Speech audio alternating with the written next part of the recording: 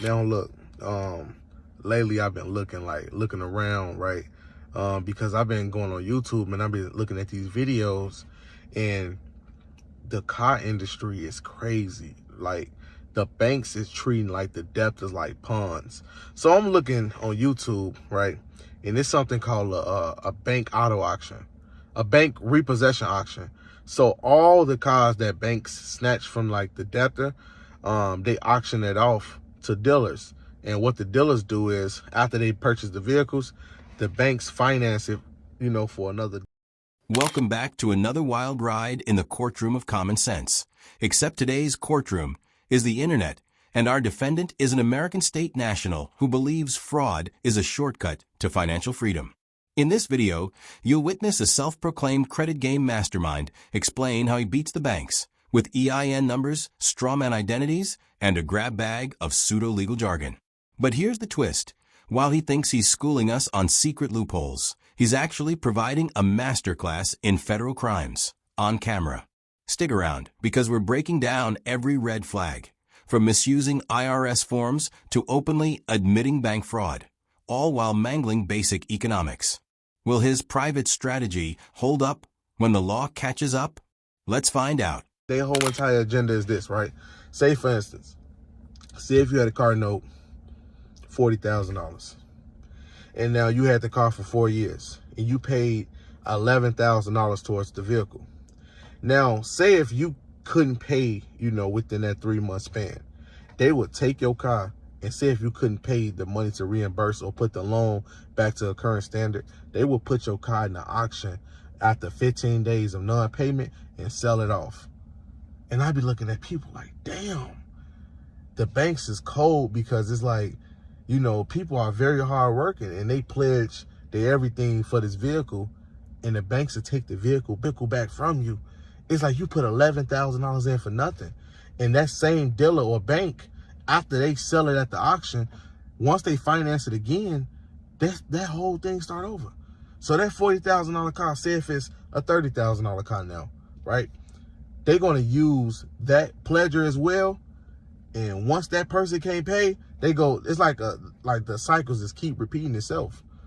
And I feel bad for a lot of people, because a lot of people nowadays, they look at money, cars, assets as if this is real money. It's not real money, y'all. The US dollar is not real money. It's all credit. And y'all using y'all real livelihoods to put up as collateral, to secure this loan. Y'all putting up y'all real social security numbers. Not CPN numbers. Y'all not putting up EIN numbers. Y'all putting up y'all social security numbers. So this loan follow you everywhere you go. So that's why I try to teach people the method where I use an EIN number so I can operate in. Right out of the gate, our self-styled financial rebel complains about repossession like it's some dark conspiracy. But here's the reality. Car loans are contracts.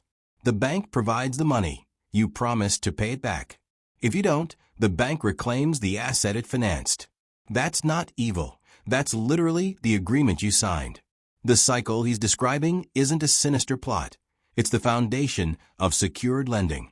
Banks aren't cold. They're enforcing the terms he willingly accepted. Question for you all. Would you loan a stranger 40 grand with zero collateral? Exactly. We'll look at it like, that sounds kind of crazy. It don't sound kind of crazy. You got to understand what world you live in. A lot of people will show and promote, oh, you don't have to pay your bills. And people just jump head first, but they not, they not understanding the whole thing. Look, me not paying the car note saves a lot of money. Me not paying the mortgage saves a lot of money. So I can keep the money I was going to pay for the car note and keep it in my pocket. I don't have to worry about the bank. That's why I'm trying to get people to understand that this shit is a game. And I want to play it. I want to play. I want to jump around in the balloons or jump around whatever. And I want to play the game that they are playing. Because this is a commercial game. It's a game. They look at y'all lives like games. Like when people get a mortgage and you default on a mortgage after 10 years, they take the whole house. You just paid 10 years for nothing. Now we reach the heart of his scheme, using an EIN, an employer identification number, as if it's a magical invisibility cloak. Important clarification, an EIN is for businesses. The IRS requires you to list a valid social security number when applying. So when he brags about skipping that step, he's essentially admitting to providing false information on a federal form. That's not clever. It's a felony under 18 U.S.C. Section 1014. What he calls operating in the private is simply bank fraud dressed up as entrepreneurship. That's why I try to teach everybody, since we're dealing with a credit-based system, you want to find the legal loopholes, the legal ramifications where you can find a way to take the property and offset the debt, or you can have security on the debt. Like, say, for instance, when I first got this car, right, this around 22, right, around 2022, what I did was I filed a title bond on the vehicle before before they issued the title, and put the bank as the lien holder. So I already filed a bond on this car way before a lien holder was even recorded, right? That's why I did number one. Notice how he boasts about strategically giving no real address and cycling through multiple EINs. That's not strategy. It's classic skip tracing evasion. Debt collectors and law enforcement see this all the time. Changing P.O. boxes or listing a post office address as a unit might buy you weeks, but it doesn't erase the digital paper trail. Financial institutions have entire departments dedicated to locating people like this, and the penalties multiply when intent to defraud is obvious. What I done was make sure that when I bank with the banking institution, that I never put my real address. So a lot of you guys who have physical addresses, a lot of you guys who have like your P.O. box, put that as your address, not the P.O. box. You have to get the address of the actual post office. And instead of putting P.O. box, you have to put unit and put the number of your P.O. box. And you have to say, this is where you live. So as long as that is taken care of, you will be all the way in the private. So when the dealer's trying to find you, they're like, damn, where does man go? But you got this on the one number. You got to understand it's the EIN. Here he introduces the concept of a bonded title, as though it's a master hack.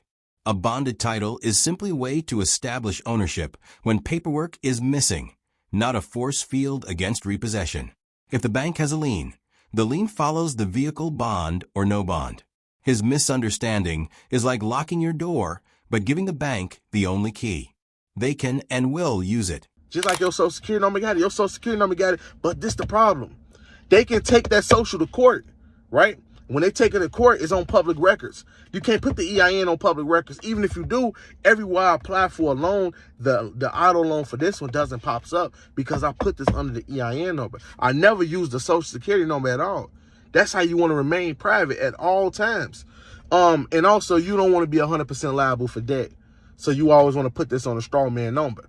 And you can create another straw man number. So check this out.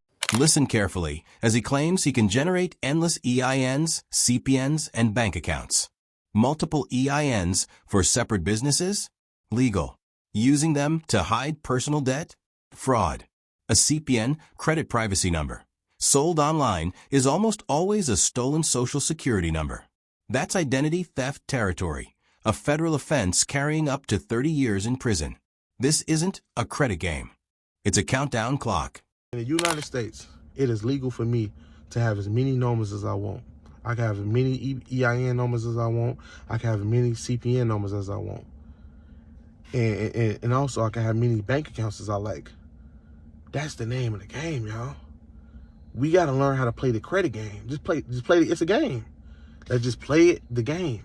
Play the game for what it is, not what you want it to be. I have people call me, man, how can I discharge the car note? The banks got your real address. The banks have your real social security number. And you sign a promissory note stating that you will pay it. So even if they want to make a claim in court, they can make the claim. So you can hack the vehicle, but the vehicle will run in your garage. And not only that, it's going to go on public records under that social security number. So wherever you go to apply for a house mortgage, it's always going to pop up.